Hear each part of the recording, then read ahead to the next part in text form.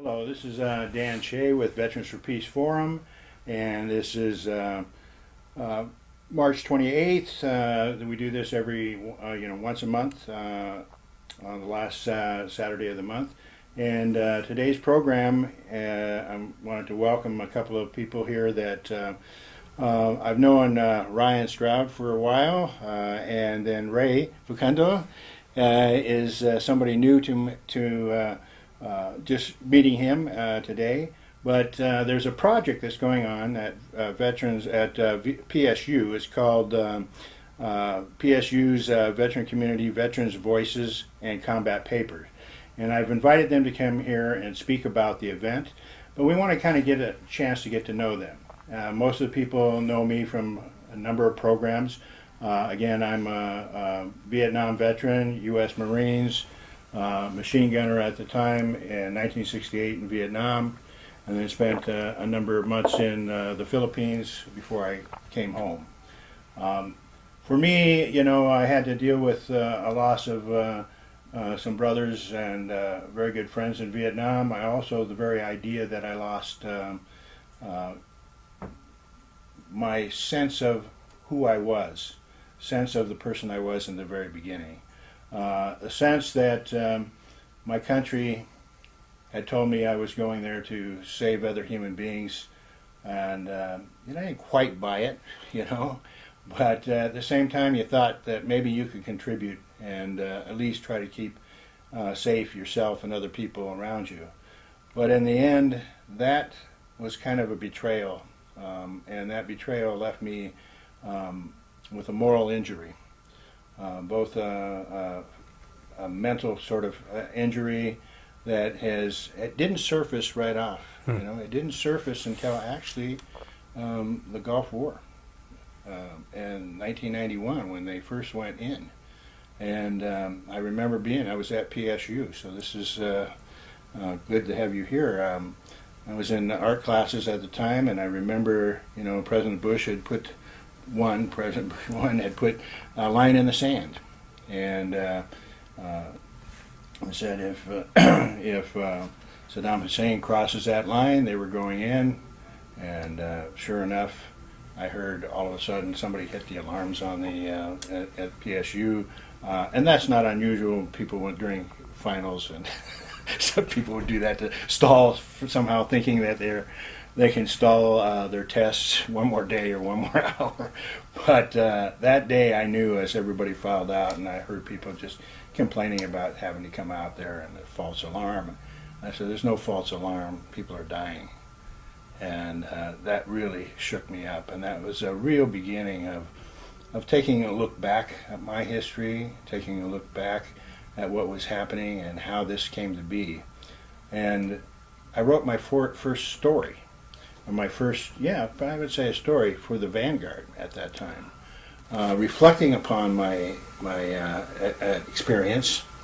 I can't quite remember what it was all about, but I remember that about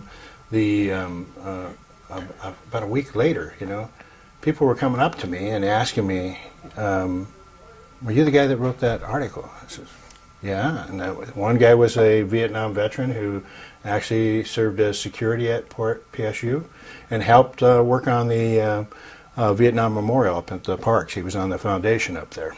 And we became friends over a long period of time. And then there was another young man, I had no idea how he even knew who the heck I was, was Vietnamese, and asked me how I could have gone to that war.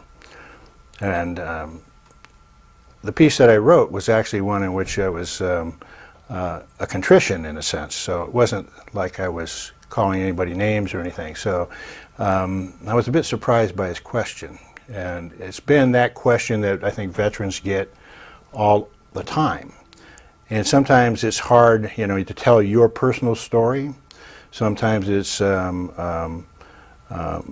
we deal with so many issues that oftentimes we have to talk about specific things, like somebody's wounded. You can go help at the Veterans Administration. You can be involved in helping veterans get their benefits, which is very important. Something I didn't do till 2008, you know, because I didn't want to have anything to do with the military and or the bureaucracy at the time, and found it difficult to put my hand to paper that anything the government put in front of me. So that was my experience, and so I think, Ryan, you need to just tell us a little bit about, you know, where you came from, where'd you grow up, and how'd you end up at Portland State? Sure. So I grew up in southeast Alaska, and I joined the military when I was 20. I turned 21 a week or two after boot camp. So I served from 1999 to June of 2003. Ended up being about 4 years and 6 months. And I served in the Navy, and my job when I went in was as a cryptologic technician interpretive. I eventually went to language school and became fluent in Mandarin Chinese, and worked in the intelligence industry. But my first year in, I got snapped up in boot camp and sent to D.C., where I worked in the Presidential Ceremonial Guard, and had peripheral duties. I ended up somehow doing taxes for White House staff members who are in the Navy, and some other duties. So it ended up being a very unconventional service in many ways. I never left the country. I lived in Washington, D.C., in Monterey, California, and San Angelo, Texas. I did a lot of surfing and partying. Of course, that can happen in the military anywhere in the world. But it left me with a lot of questions. And I'll say that specifically my first year in Washington, D.C. was deeply troubling to me. There were things that took place while I was there that just shocked me to the core. I had no idea that at the center of power in the free world there were those things going on. And that sense of shock and betrayal as well followed me. It followed me out of the military, followed me into civilian life. But it was funny, it took a number of years before I realized I was even a veteran. Yeah. Yeah. It's interesting, yeah. Yeah. So, what would be an example of something in Washington, D.C. that disturbed you? You know, very specifically, one thing that happened is I was offered an extremely tantalizing bribe when I worked in the White House. And without getting too much into it, I was doing taxes for somebody who was in charge of all top brass's planes, like their fleet of essentially private but publicly owned planes. And it was requested that if I basically rubber stamped a fraudulent tax document that would entitle someone to many tens of thousands of dollars, that I would be given a flight to California, lobster dinner, and sexual favors. And this was sitting in the old executive office building next to one of the president's roving rooms. And I had the sense at that moment that there was a lot more going on that I didn't know about, that I didn't want to know about. I grew up in a family where I just believed that anyone in power in that kind of position must be a good person. That must be how they got there. And I learned that day and on other days that wasn't what was going on. And this was during the Lewinsky era, as it turns out. So there was a lot more going on at the time. Well, that brings you back to Portland. So I, you know, to answer your other question, I ended up at PSU because of 9/11. So one of my first supervisors died in the Pentagon on 9/11. And after that happened, something in my heart said, wait a minute, there's got to be a better way to resolve conflict. Right. And so I decided then and there I was going to one day study conflict and really understand it at like a graduate level. And in 2008, I went back to school to finish my undergraduate degree. I got an undergraduate degree from PSU in communication in 2011, and I ended up graduating last June with a graduate degree in conflict resolution from Portland State University. That's incredible. When you were talking about this sort of recognition of being bribed and it reminded me of John Perkins' Economic Hitman and his confessions. Have you read that? Yes. Yeah. It's an incredible Reminds me of book. House of Cards. Well, there's a lot more, to the story, but without getting into all Yeah. I mean, we just want to give people a brief idea. This is what brings us to the table, in a sense, you know. And then Ray, just where'd you grow up and how'd you get involved you went into the military. What led you there? So I grew up in New Jersey for most of my life and spread out a little bit around Pennsylvania, Arizona. My parents were very adventurous, and maybe that's what was a value that instilled in me that I decided at the 23 years of age to join the service after my brother had been in for a few years. It was the year 2003, and I knew I would, by joining I'd be going to war eventually, but the college money was a really great benefit that I couldn't really pass up, and it's pretty much where I wanted to be at that point in my life. So to just get some new, experiences along the way seemed like a pretty good thing. So Fun, travel, and adventure. Oh yeah, an adventure it was. I was in the field artillery at Fort Sill, Oklahoma on active duty for 3 years. In that third year, and that was 2005, we deployed to Iraq in Operation Iraqi Freedom. I think that was 2 and 3, or maybe it was 3 and 4. I'm not sure of the years and whatever that little designator is, but spent a year doing transportation operations and convoy security. Saw a lot of IEDs, a lot of mortars. It was a pretty dangerous year for us, but we all came back alive, astoundingly, and then I joined the Guard for 3 years back in Jersey, be a little closer to family, and do the rest of my the big service obligation at 8 years that you had to fulfill.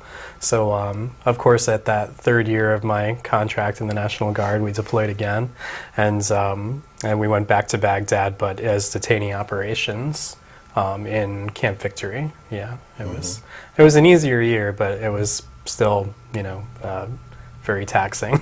I can imagine. Yeah.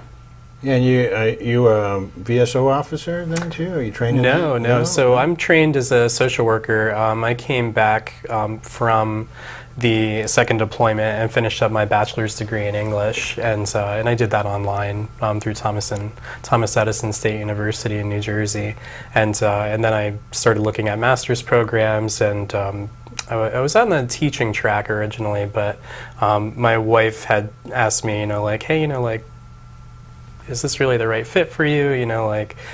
Maybe you should look at other careers. And I looked at social work mainly because I just remember talking to this one VA social worker when I came back from my second deployment. And, he was just so straight up with me. He's like, okay, you don't have a job to go back to. Go on unemployment. Use that while you're going to school. The GI Bill only pays so much. It's going to help out along the way. And I just remember wow, this is a really positive influence in my life. I wish that the same guy would have been at the redeployment, event when I had first come back from my first deployment. I could have been in a whole different situation at this point. But that's when I decided, social work's probably my thing. And going through the training through the years, it was a great program back in Westchester, Pennsylvania, and while I was working there, I worked with their Veterans Center, which was run by a graduate student who was just sitting in his car at one day, while he was doing his undergrad, and just alone eating his lunch every day. And then he said, you know what, there's got to be a better way than this. And he started a student veterans group, and that got a nice following. Eventually they gave them a space to have as a permanent veterans center, and that was back in 2011, 2012 time frame. And since then you've seen a lot of universities just start these veteran centers with the advocacy of their students, like the SVG. Same story at PSU, really. Yeah. Well, PSU was actually even started as a veterans college. It was, sense, and people came back from World War II, and very interesting. It started off as a college and then later a university. I remember I was going to Portland Community College in the 1970s, and early 70s, and it was Shady Hall at that time was actually Portland Community College. And I was taking a creative writing class at the time. And I remember there was a commotion going on outside, and we went out to the window. And when I looked outside, there was actually the anti-war protest was going on. And it was a major thing at Portland State. And the mayor at the time, I can't remember if it was Ivancy or somebody else or Shrunk, but they had called in. First time I had seen RoboCop's SWAT team came in and started busting heads and taking people down. And I was totally shocked by it. I wasn't prepared for it at all, you know. I knew there were demonstrations going on, but I was still very isolated in my own little world. Yeah. And I'd just gotten married or was getting married at the time. And so it just kind of was a big shock.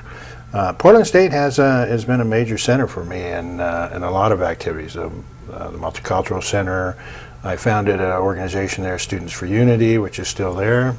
When I was at Portland Community College and then went to Sylvania, they had a veterans center there at the time. That just kind of now at Portland State, is it a part of admissions? Is it student affairs, or what's the position? It falls under the student affairs umbrella, and I work in the student life department. And really, I mean, there's a multifaceted veteran services kind of environment at PSU. There's the people who process all the money and everything like that, GI Bill benefits, that work directly with like registration and degree reporting and all that kind of good stuff.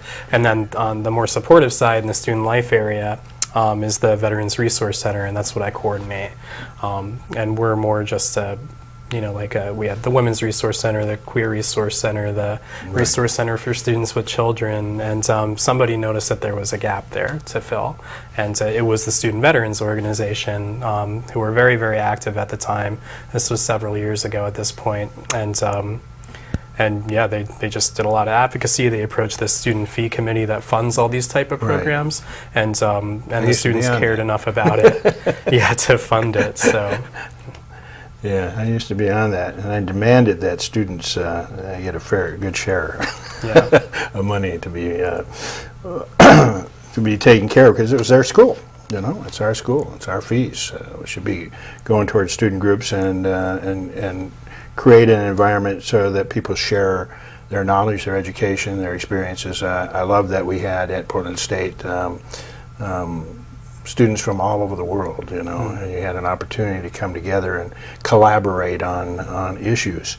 And that was always something I enjoyed.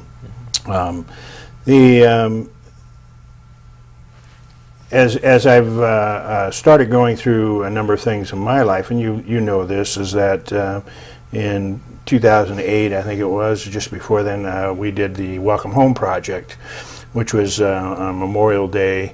The project that came together, they had Michael Mead from Seattle area came down, working with a couple of other peoples here, Bill McMillan, who was did social work and therapy, and his wife was a filmmaker, and so we came together down in Ashland, Oregon, for 5 days, you know, as sort of a retreat.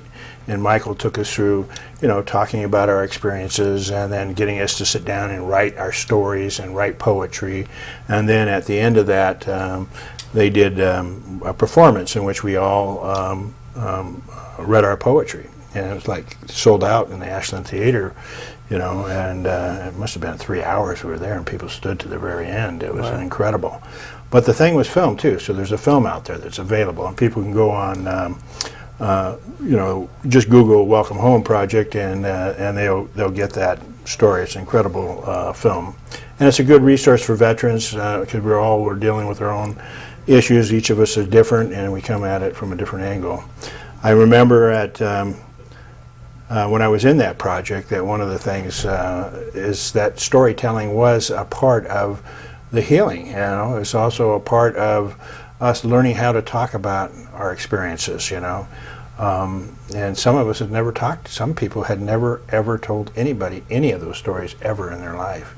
And this was the first time that they had done that, and they were very heartbreaking and very revealing, the trauma of war. So when we talk about your project, you want to tell us how it got started and where you're going with that. Sure. And when is it going to be? Absolutely. A little more than 5 years ago, I started getting involved in personal narrative storytelling, really just to get up on a stage. Been a long time since I'd been on a stage, and I like performing. But I'd met some people who did personal narrative storytelling, seemed interesting. I tried it out. I liked it. I got hooked on it. Pretty soon I was teaching people. A few years went by. I'd been in a couple dozen shows. I'd been in shows with people from all over the country, and I realized that even though what we were doing was entertainment, that it's also very deeply therapeutic. And so as I entered my graduate studies, I just had to explore this thread. What is the relationship between conflict resolution and storytelling? And I discovered this completely rich connection, this extremely fertile ground for discovery. So a year ago, we did the first Veterans Voices project at PSU, and using the formula that I had used in the entertainment realm previously, to workshop stories with a group of veterans around this simple theme of being, either active duty or National Guard or whatever, but a veteran or an active duty person in the military. And it was a rich experience. People loved it. There at PSU, we ended up doing another project this last fall out of the Disabilities Resource Center. Again, an identity-based project. Even more people came to see that show. We packed a space. And then Ray kindly invited me back to do this project again this year, again with veterans this spring. And we're getting to collaborate with Drew Cameron from Combat Paper this year as well, which we're very excited Very about. excited. Yeah. And Drew, and I've had him on my program here in the past, and we, of course, I was working with him when he was at there's the Contemporary Arts and Crafts Museum there through PNCA, and it was just, I'd known about it, the project, for quite a while, because we had used some of the combat paper for one of our VFP conventions here that we held here at Portland State. And then, but I'd never met him before, and so when he came here, it was a great opportunity to introduce myself and get to know him. And I didn't have any uniforms anymore, so I used my I have T-shirts, that my activist T-shirt. So this one was Agent Orange T-shirt, and we cut it up and turned it into pulp, so bright orange sheet of paper. And we took my VFP dog tag and impressed it in one of the sheets. So now I'm actually preparing to do a piece of artwork on that that represents my experience with Agent Orange, or some way expressing that issue. So yeah, I'm because I came out of Portland State as a printmaker, so paper and printmaking is something very important, as is drawing and etching and wood blocks, all of those things. But it's another way I used to tell all my stories visually, because I was dyslexic and I had a trouble writing, and so I either do it verbally, but when I started to write, I had a lot of difficulty. And the computers came around and made it a lot easier. And now I write all the time. And I'm doing more writings oftentimes than I am doing the visual work. But storytelling, just talking to people and getting to know their stories. I'm trying to think of, there's sort of oral histories and documenting these things too. I think it's not just the idea of just therapy, but it's actually important historical information. And people have different perspectives and their own interpretations of things. So, histories in art, I learned as a sculptor too, that when I was doing two-dimensional, I saw things just in face on. But when I had to do sculpture, I had to think about the space surrounding the base, about how that was going to be perceived from all different angles. And then that caused me to start thinking that I had to think outside that box when I'm talking about these issues, and that my own interpretation is my interpretation of things that happen, and somebody else may see it from a whole different angle. But each of those stories are important to put the picture together. And I think that's what if we can do that, and make it accessible to people, I think that's really important. So I think what you're doing is important. Are you recording these? Every show I've ever been a part of, we've recorded it. There's really been this sort of blossoming of this resurgence, really, of personal narrative storytelling in our culture, going back really to the early 90s. And now there's shows that pretty much everyone's heard of, The Moth, and I think Ted, in some ways, gets into storytelling. But storytelling is, hot on the lips of every person in marketing, and it's a hot theme right now. It's trending, but it's of course as old as the hills. And I think that says a lot about where we are culturally right now. We have a need to reconnect, reassess, reaffirm, and certainly it's more than just therapeutic, as you say. It's pure information aspect to it. But one of my favorite things about storytelling is how, and this is one thing we're doing with this project at PSU, is we're bridging the gap between one identity group and another. Veterans compose an identity group, and non-veterans by proxy compose a different identity group. And storytelling is such a heartfelt way to draw people in. And then through that, there's a lot of negotiation that can go on between the performer and the audience, between the performers, between the audience members. But storytelling is such a safe way to do that. And that's one of the things that excites me most about it. And Ray, now some people here, have seen the program with Drew on, or you're talking about combat papers. So, but a lot of people may have not. And, could you talk a little bit about what combat papers is? So I'm looking forward to seeing it myself, because I've seen the results, and I've seen exhibitions where combat paper has been included, but I've never seen the process in front of my own eyes, or got to just go through the motions of taking a uniform. And it's been something ever since I heard about the project that I've been looking forward to doing for the longest time, and finally we have the chance, right? So when Drew contacted Ryan, or maybe it was vice versa, to get the idea of him helping us out, of telling the stories from these students' perspectives on a whole different medium, we jumped on it. The process basically, if no one's familiar with it out there, is they take the uniforms, they cut them up, and it's a transcending kind of feeling that comes to that. It's like taking these old uniforms that have tons of memories built up inside of them, and breaking them down. And it's like Ryan was saying, storytelling can be very therapeutic. So can art. As we all know.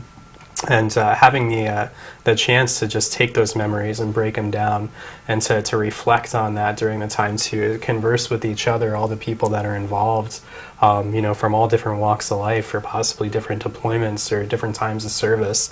You're sharing your stories. You're sharing these memories that you get to break down and to turn into something positive. So the positivity not only comes from the workshop itself, but from the final product, that you can look at that. It's tangible. It'll be there on the wall. For all of eternity, and everybody who looks at it is going to take something different away from it. So, it's just a wonderful project, and we can't wait to do it. So, a part of what Drew did too, was that when I was working with him, is that the sheet of paper actually was the portrait. Yeah. And nothing else was on it. But that doesn't mean that you can't put something on it and change it. So one of the things is when you're working with him, are you guys thinking about doing artwork on the paper afterwards? Is putting their stories on it? So far, it's up to the participants to decide where they want to go with that paper that they're creating. Yeah. That's what I'm just curious how you were how it was coming together. So that's interesting. The performance is when? Our performance is. Do I have to pull out my iPhone and check my calendar? It's right on here. Go ahead. Thank you. It'll be on April 22nd at 7 p.m. at PSU in the Smith Student Memorial Ballroom. We can fit up to 800 people. I don't think we'll ever see that many people walk through the door, but we'll probably set up about 300 seats and hope that they all get filled. And yeah, I mean, it's a great venue, and I think that there's been, you know, a lot of talk about it, especially when Ryan was doing that Intersections event, you know, with the storytelling just being such a popular medium again. And we also hosted a traveling show called The Telling earlier this year in the same space, and that again it was a little bit more choreographed, but it was, you know, like 5 local veterans telling their stories up on stage, and it was, I mean, they were so powerful, and we had a really great crowd for that, and I'm hoping that they'll all come back again and tell all their friends and their family and everybody who's important to come and see this show. Yeah. I know in my own project, that project I was involved in is that, like I said, some people had never told their stories before. Some people had never written a story before or a poem before. And some actually began to realize their creative talent.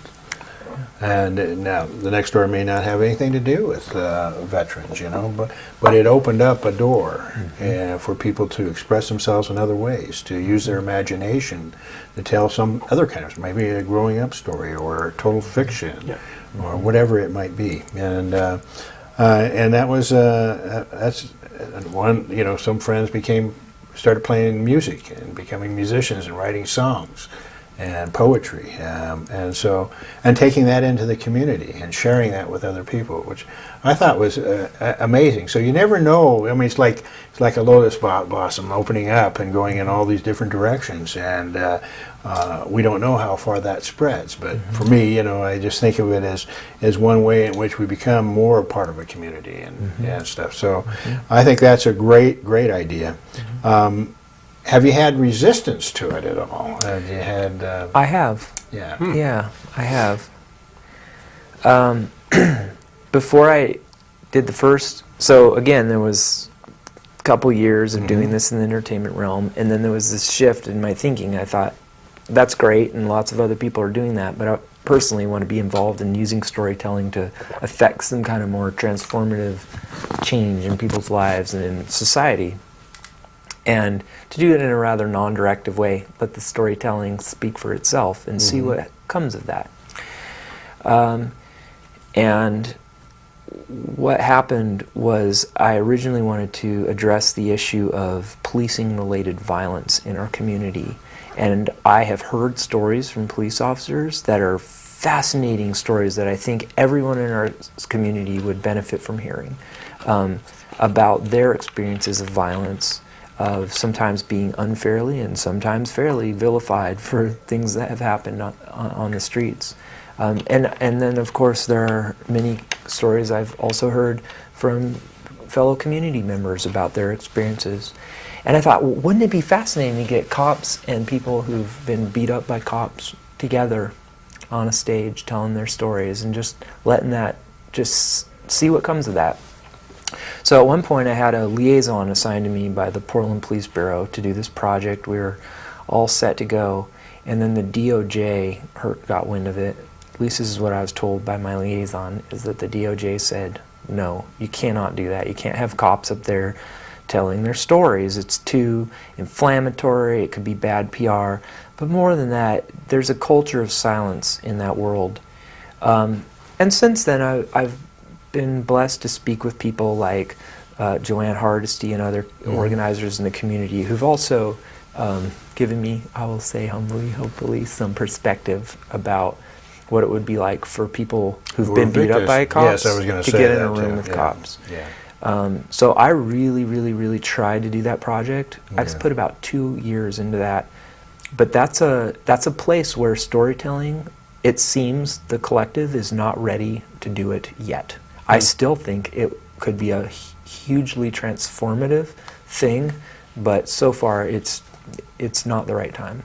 Well, it could be in the sense that I think it's like putting a rapist with a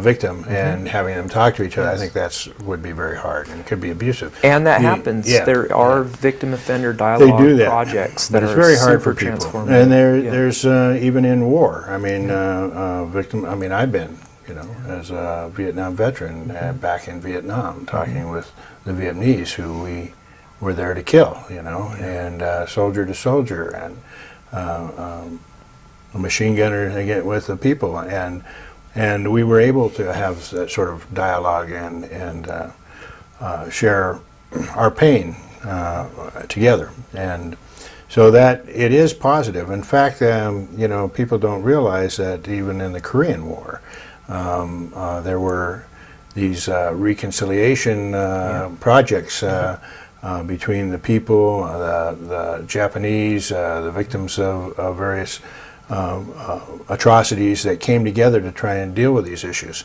Unfortunately, that while it was leading towards peace, there was also dependent upon who was elected in South Korea, which can change from one person to the next. But there were many, many things that led to it. In Rwanda, between the Hutus and the Tutsis, a reconciliation is going on. And I'm a founder of an organization called Education Without Borders, and one of my colleagues, Mike Crenshaw, has a project in Rwanda in which they were working with reconciliation between the younger generation who are seeking to do peace. And through that peace project, they've built a school now, and they still raise money to do that. So I mean, there are all these different people coming together. There are veterans of the streets. Mike wasn't a veteran of military service, but he's a veteran of hard knocks on the streets, and want to do something for people that were having the same kinds of problems as he had when he was growing up. So all of these stories are so important, how we can share those, how we see the differences and how we see the commonalities. I think you're right, that somehow these could happen. But if the story is told through the police on one end and the people here, that can still be brought together through film, and then that can be worked out in a way to see how people analyze that and bring that together, even for I would say investigative studies in some ways, to see people, again, that perspective, wherever you are in that field, you're going to see it through your eyes, and the same person may see the very same thing and see something totally different. So that's something. How do we analyze these stories? Sometimes we just have to take them for what they are, face value, and enjoy, So one thing you might do is tell us a story. Since you've been doing this for a while, there must be a story that you have that you could tell us. Well, certainly. Are you sure you're ready for that? I am ready for that. Are they ready for that? Is everyone ready I for think this? you're ready. Okay. Well, how about an abbreviated version of the story? Sure. An abbreviated version of the story. It was Memorial Day 1999, and I was at the Tomb of the Unknown Soldier. And my job that day was simply to escort dignitaries to their seats and then assume a position essentially of window dressing while the President of the United States laid a wreath at the Tomb of the Unknown Soldier, and while he gave a speech. And I learned during this day that me walking in and out of this area basically had given me some cower because the Secret Service they grew accustomed to my face coming and going, and I realized that the perimeters of security meant nothing for me, that I could just walk where I wanted to go.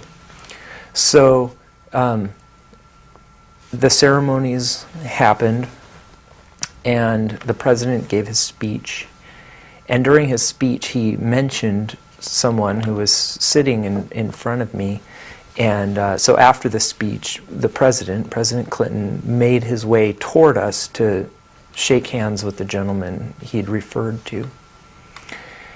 And he approached, he acknowledged Admiral Fox, they shook hands, and I saw an opportunity, and I stepped forward right in front of the President, and I stuck out my hand.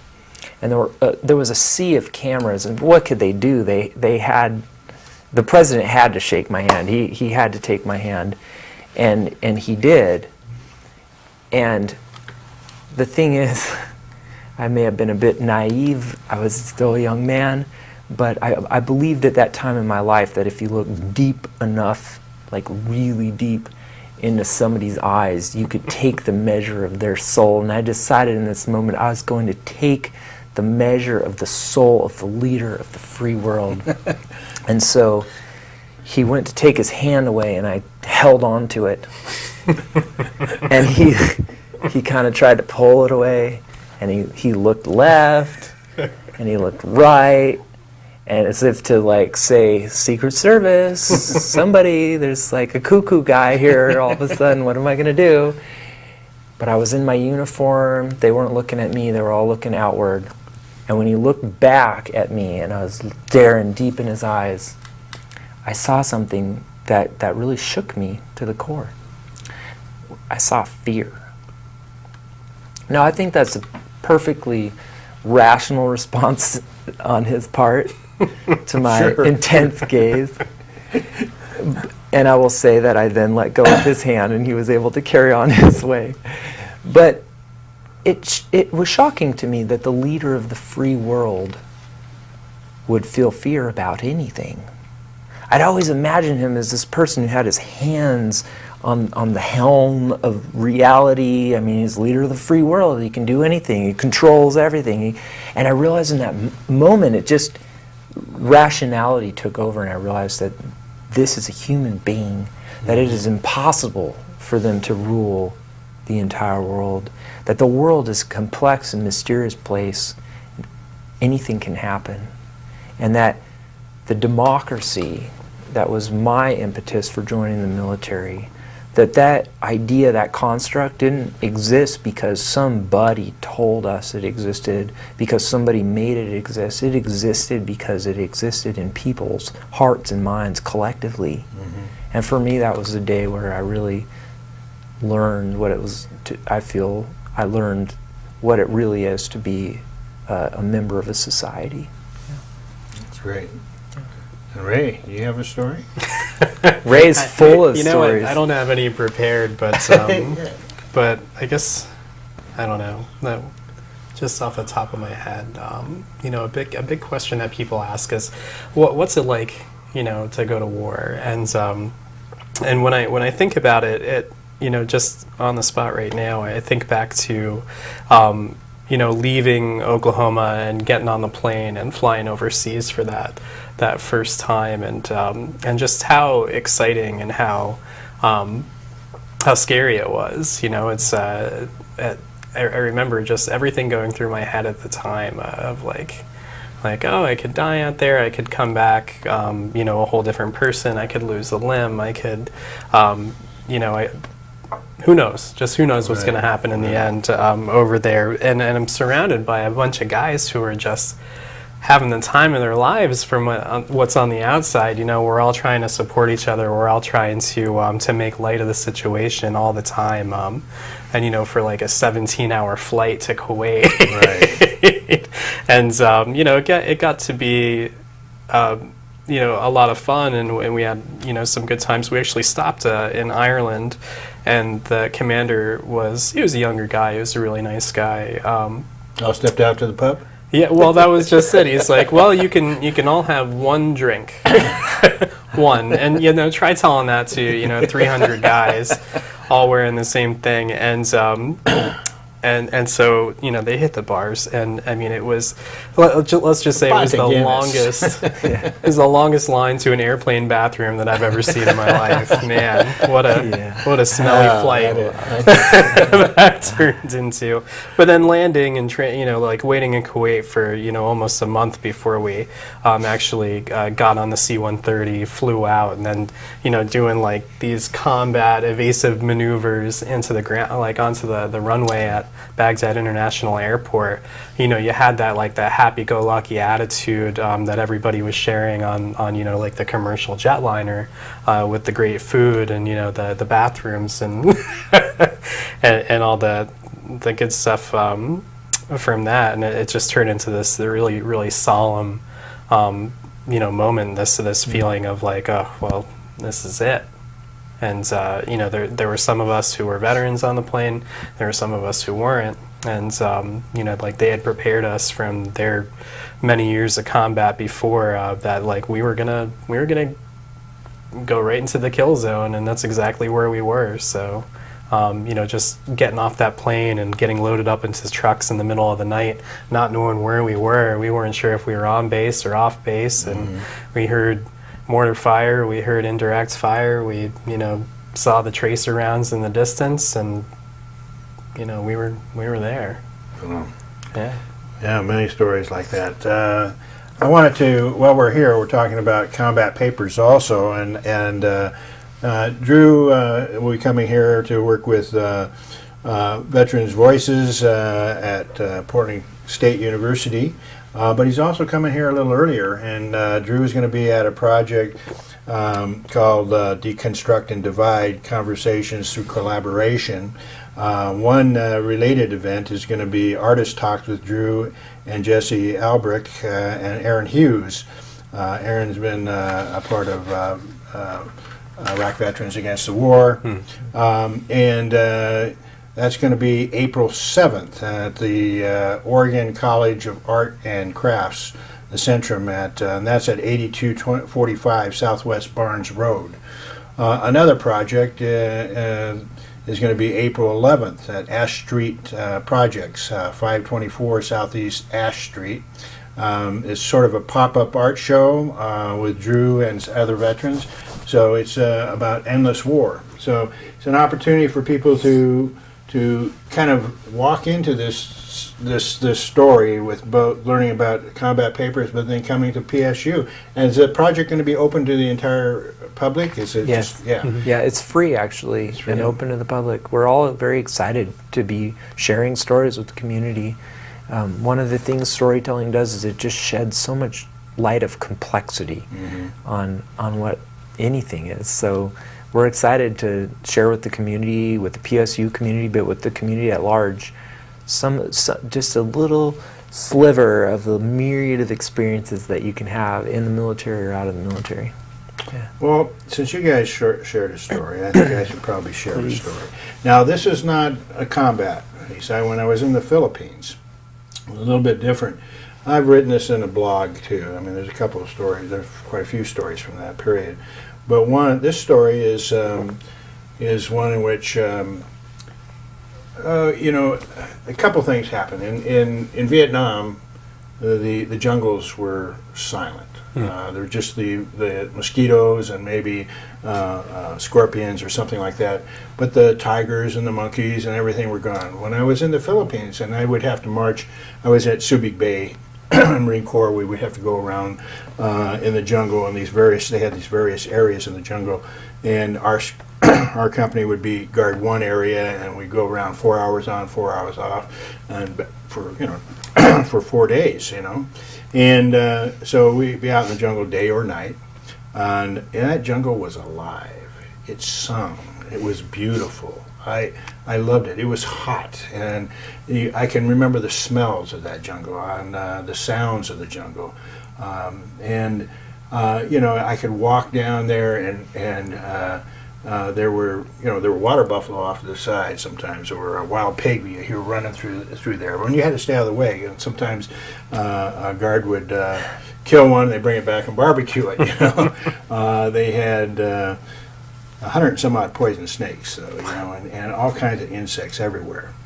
But this one day, it was a daytime, and I was walking on a hot, sunny day down this pavement and between the jungle, and I was looking up at the sky, and all of a sudden, just like this cloud was coming out, and the sun is just bright, and it's like a hand. It just reached out and grabbed the sun and shut it out, turned everything dark. And I'm going, what?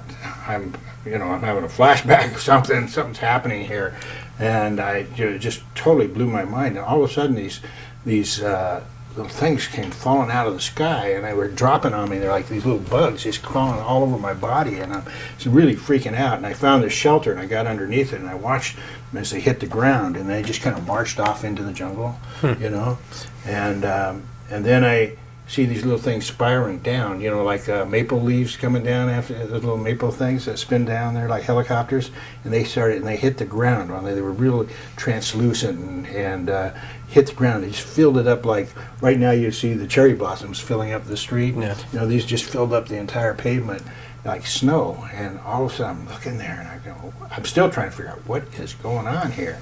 And then as I'm watching that, all of a sudden these little things on the ground pop up and stand up like this, and they start marching off into. Now, this sounds like, I know you think I'm crazy. This is absolutely true. They start marching off into the jungle and disappear off in the side. And what had happened, I realized all of a sudden, these were the ants that come by and were picking up these wings that came off the bugs. So these were the wings that came down afterwards. Oh, wow. And they just kind of floated down. And what it was this swarm of termites. The termites had filled the sky, and then their wings dropped off, and they come down and they go off into the jungle. But I swear to God, I thought I was seeing the end of the world. It's an amazing thing that happened to me at that time. Wow. And but I didn't write about that one. That's one I got to write about. But that is one that really shook me up, And yet the beauty of it, I felt like, God, all of a sudden, the wonder of the world that we live in, and how many people get a chance or an experience like that in their lifetime. It was incredible. And again, the animals, monkeys were constantly, I watched them as they crossed the street from tree to tree, and they would send out, guards from one end of the road to the other, and they had monkey hawks that would come down and try and take the little ones. They'd carry them up into the air and then drop them. We had fruit bats, wingspans as little, 6 feet long, and I'd be out at night with my rifle holding it up over my head as they come swinging by, the things like that. It's just unbelievable stories. I need to write more of these down, but it was an incredible time, and there was the food, and when you go to a different country is also something. You learn not just the people that you meet. You find great human beings wherever you go. You find great food wherever you go. Things you may, if you're not afraid to try it, so they had. It was funny, we think of cashews, but a cashew grows out the end of this fruit. It's just this little cashew on the end, and I couldn't imagine how you can fill millions of these things up. You'd have to grab these things, but the fruit is so delicious. They had one growing right outside our guardhouse, and I go out there when it was ripe and I'd eat that. I was told don't eat the nut because it's poison until it's been gone through a process, roasted, and then you can do it. And I've read up on it, and they do have a sort of a Caspian kind of poison that burn your mouth and stuff. Oh, wow. So you have to be very careful with it. But can you imagine what it takes to cultivate that many that comes in? Now I know why they're so expensive. Just things I never did. In Vietnam, breadfruit, sometimes called jackfruit. It's a staple for many people. It's in Hawaii also. There's just so many different kinds of ways people prepare food, and we can learn about their culture. And there's stories to be told. There's stories to explain history. There's stories to relay a relationship between two people, you know. People I've met in Vietnam, people I worked with as my soldier buddies, you know. One thing I know that set off my post-traumatic stress in the Philippines was a friend of mine, Frank Garcia. We called him Smiley. He was always smiling, always telling jokes. We became good friends. Yep. And Frank and I were going to get together afterwards. But he had requested to go back to Vietnam because he was having difficulties being in this almost boot camp environment again, and after serving in Vietnam. So he, you know, he didn't expect it ever to happen, but it did. And he went back, and I was told that he was killed. And I refused to do things. You know, I just wasn't going to do it. I didn't know why. I didn't understand that, and really, I didn't understand it until way past even 2008. You know, after doing some therapy, that I realized that his death had an incredible effect upon me.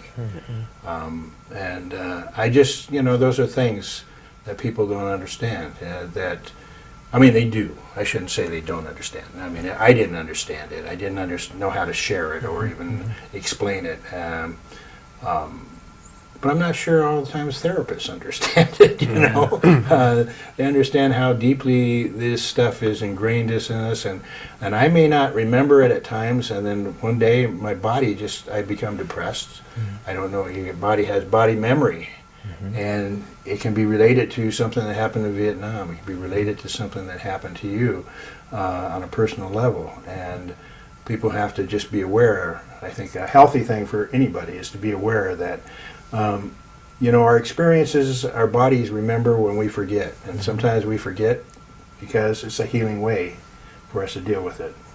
We're just about ready to wrap it up here. So again, you know, I'm so glad you were able to come here. You want to just repeat when it's going to be? It's going to be April 22nd, right? 7 p.m. PSU. Yep, April 22nd, 7 p.m. at Portland State University in the Smith Student Memorial Ballroom. Okay, and so Ryan and Ray, boy, R&R. They should have it called R&R Space, right? It's up there at PSU. I want to thank you both for coming into the show, and I want to, is there anything you need to say? People can contact you if they need more information? If people want to learn more about the storytelling work that I'm doing, they can visit CommuniTalks, one word, CommuniTalks.org. And then there's also the Veterans Resource Center. Yeah, and they can always call the Veterans Resource Center at 503-725-9807 or email us at psuvrc@pdx.edu. Well, thank you very much for both coming in. Thank you, Dan. Really appreciate Thanks, you Dan. both coming in. It's great talk.